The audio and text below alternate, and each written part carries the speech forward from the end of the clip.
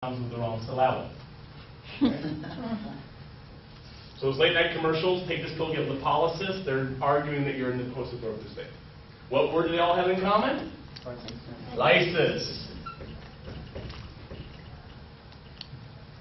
So when you are starving, you're going to lyse your reserves to rebuild what you need. When you have extra, you're going to genesis your extra to store it away. That's what Martini can't quite get out. So let's go back to that overhead issue.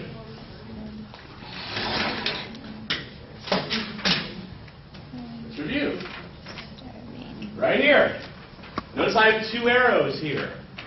We have an arrow from what I ate to storage. So what process would that be? That'd be a genesis word, right? That's absorptive state. I'm taking what I ate, I'm putting it away. Or I can have the arrow coming out. What's that going to be? Lysis. That's what those arrows are representing. I can put it in or take it out of storage. Depending on if I'm eating or not eating. And fats, carbohydrates, and fats. So that's absorptive and post-absorptive state. So what we're going to do is we learned about all this other stuff. We learned about storing it. We're now going to do the ugly one. We're now going to learn about making energy from it all. Hopefully you remember Biology 112. Just nod your head to the morning class all live. They said yes, they're so funny. Okay, in Biology 112, you were required to know the steps to cellular respiration. You are still required to know the steps to cellular respiration. However, you're required to know all the details of the steps of cellular respiration. So we're going to break it down. Here we go. Remember this? Okay, let's review. How many steps to making energy? 3. There are 3. Oh, there's actually 4. Let's go through the steps. What was step 1 called? Glycolysis. I thought that was breaking down glycogen. No, that's the glycogenolysis. Yes. Be very warning. Careful on your lingo. Glycogenolysis is making sugar. Glycolysis is doing this. They're not the same. That syllable means a lot of points. Okay? So glycolysis, glycogenolysis. Blame your doctor, don't blame me.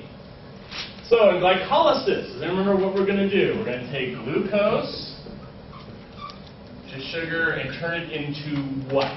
Pyruvic acid or pyruvate. They are the same. Very good. I have faith in you. Okay, what happens next? What step is number 2? Krebs cycle.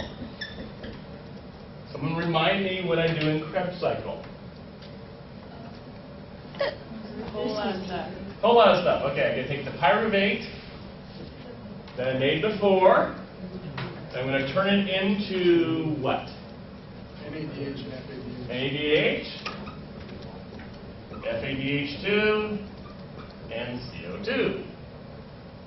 Ring a bell? Okay, then I have step 3. What was step 3? Electron transport chain. What am I going to do in the chain? Yep, back in. Good. I'm hearing things better this morning. I'm going to take those. Those letters become what? What do I make from those letters?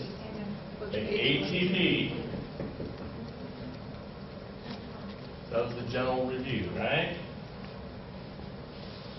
You okay with our basic steps? So now comes the evil. The CC says, thou shalt know all the intermediaries of the pathway. So, No, what kind of videos for us are really good? Never sick. I missed the one I wanted. Here we go. This is the one I wanted. I wanted the other one. Okay, I'll do that one. That'll work though.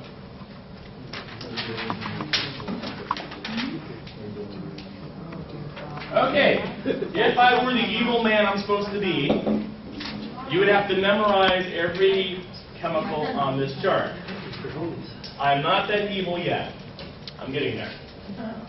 I'm going to mark off the ones that would appear on a test if I were to ask you.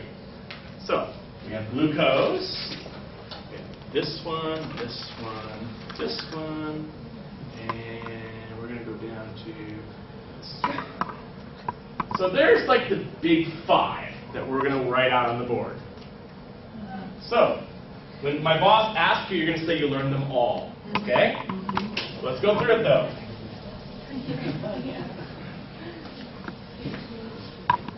What do we start with in glycolysis? We have glucose. Okay, glucose becomes what?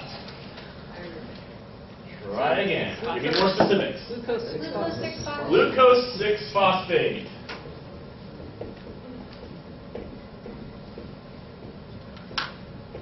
Okay, the reason we have to know that one is because of how we got this. We went from glucose to glucose something phosphate. How did we get phosphate in there?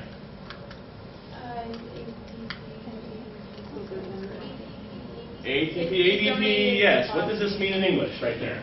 You have to use energy. Use energy.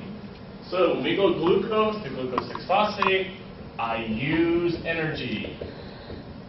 So I'm going to use energy to make a glucose 6-phosphate. Okay. We're going to skip on down a little bit. Our next one we have to know is this one down here, fructose 1,6-bisphosphate.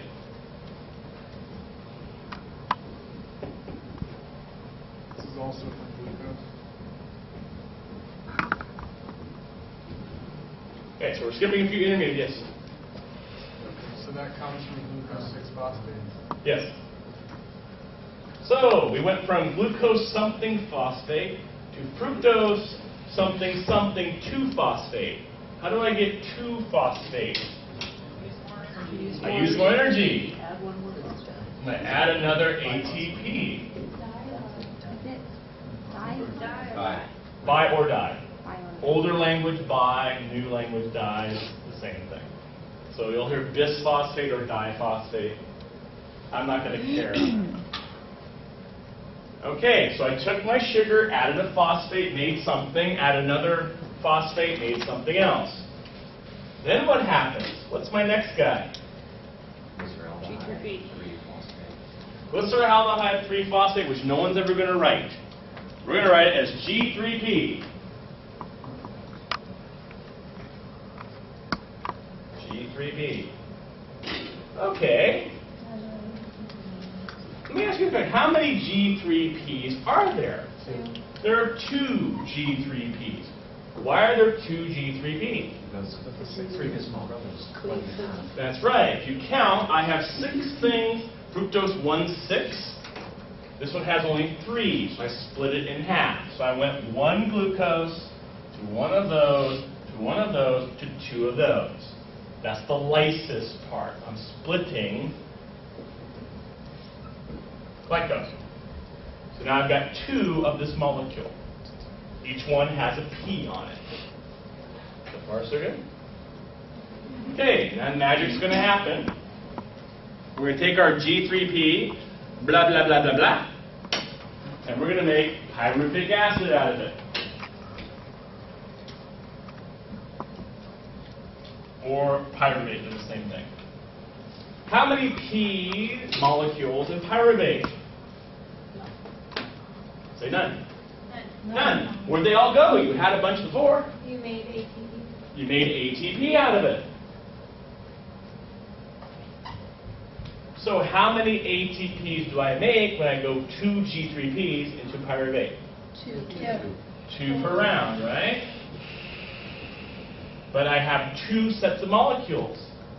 So we do 2 times 2, which is 4. When I get done with those steps, I'm going to make 4 ATPs. So how much ATP do I make overall in this whole ugly mess? Up to 6. Not in this process. 4. Not 4. 2. 2.